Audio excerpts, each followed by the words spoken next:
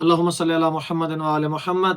جشن جناب سیدہ زہرا سلام اللہ تعالیٰ علیہا ہے۔ آئیے دیکھتے ہیں کہ جناب سیدہ زہرا سلام اللہ تعالیٰ علیہا نے عورتوں کے حوالے سے کیا کہا ہے، اور یہ وہ حدیث ہے کہ جو کہ سنہری الفاظ کے ساتھ لکھنی چاہیے، اور اس حدیث کو جتنا شیئر کیا جائے اتنا کم ہے، کیونکہ یہ حدیث بہت بڑی اور بہت معنی رکھتی ہے۔ اس حدیث کی آج کے دور میں بہت زیادہ ضرورت ہے۔ جب آپ حدیث سنیں گے تو آپ کو خود اندازہ ہوگا کہ کتنی زیادہ اہمیت ہے اس حدیث کی۔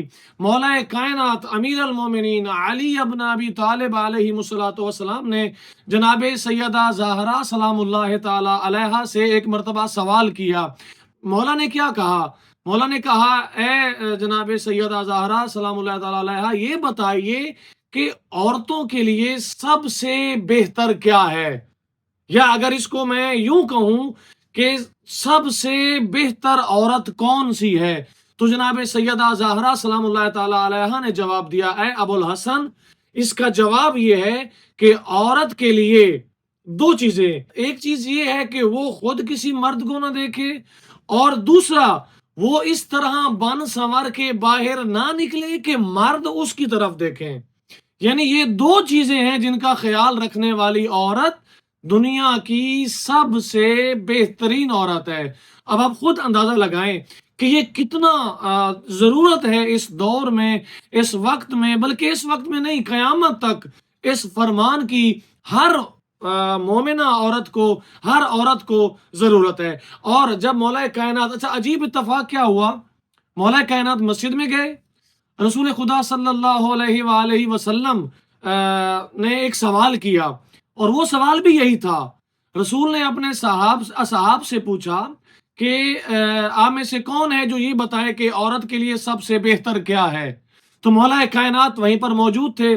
مولا کائنات نے کہا کہ عورت کے لیے سب سے بہتر یہ ہے کہ نہ مرد اس کو دیکھے نہ وہ مرد کو دیکھے۔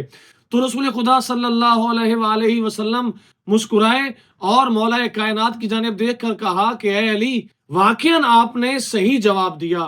پھر رسول خدا نے مولا کائنات سے پوچھا کہ آپ نے یہ جواب کہاں سے سنا؟ تو اس وقت مولا کائنات نے جناب سیدہ زہرا سلام اللہ تعالی علیہا کا حوالہ دیا۔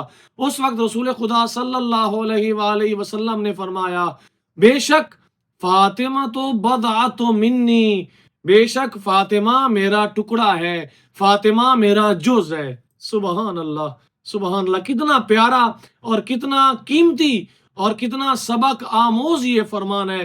اور آج چونکہ جشن کا دن ہے، آج چونکہ خوشی کا دن ہے، اور جو خوشی منانے کا حق ہے وہ یہ ہے کہ ہم جس کی خوشی منا رہے ہیں اس کے فرامین کے مطابق عمل کریں، تو وہ ہماری خوشی صحیح معنوں میں کنسیڈر کی جائے گی، صحیح معنوں میں شمار ہوگی۔